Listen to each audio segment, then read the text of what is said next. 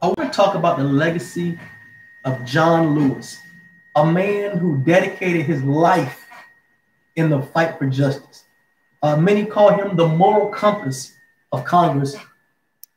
We indeed lost an icon that will be in future history books. He's referred to as the most respected member of the House of Representatives. And he fought for justice, not just for African Americans, but for everyone, all people considered different. He was a true social justice advocate and a warrior for peace.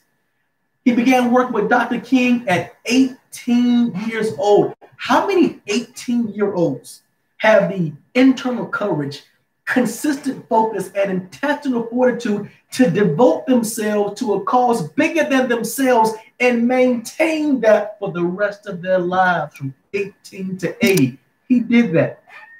In his early 20s, he was the youngest speaker at the 1963 March on Washington, where we all heard the famous words of Dr. Martin Luther King Jr., "I have a dream."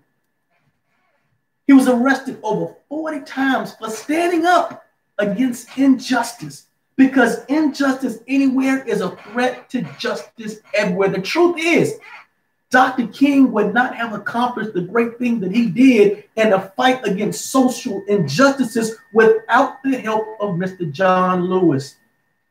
He helped spearhead the Voting Rights Act in 1965 by taking part in the march from Selma to Montgomery, Alabama. That is a 54-mile trek as a nonviolent protest demonstrating the desire for blacks to have voting rights. And this is after the Civil Rights Act was already signed. It became known as Bloody Sunday, and on that day, he was beaten unconscious, almost to death, by state troopers, men who had sworn to protect him against such violence. But he decided, even in that case, hate was too big of a burden to bear. In 1968, when Dr. King was assassinated, he didn't stop fighting, but he rather dedicated himself to the service of Americans everywhere in the House of Representatives. He lived out the thoughts of Dr. Martin Luther King Jr., who said we must live together as brothers and sisters or we will perish as fools.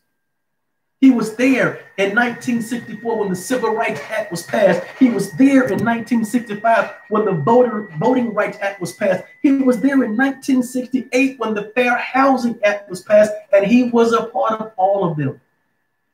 He may not have or have had the acclaim or publicity as other black leaders, but he is undoubtedly as important.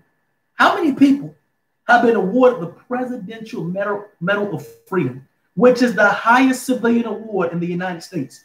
In 2011 it was. He was not only awarded the Presidential Medal of Freedom by then President Barack Obama, but he was also called a personal hero by Barack Obama, President Barack Obama.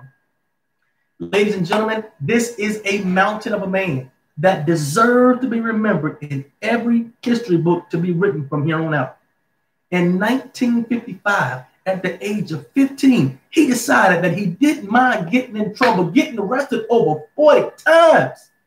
You know what he said? I don't mind getting in trouble as long as it's good trouble, as long as it's necessary trouble. And to the citizens of America in 2020, I'm saying, in the words of our esteemed leader, Mr. John Lewis, it is time for us to make some noise. Let's get in trouble. Let's get in good trouble if necessary, because the time is now. Thank you, Mr. John Lewis, for a life well lived.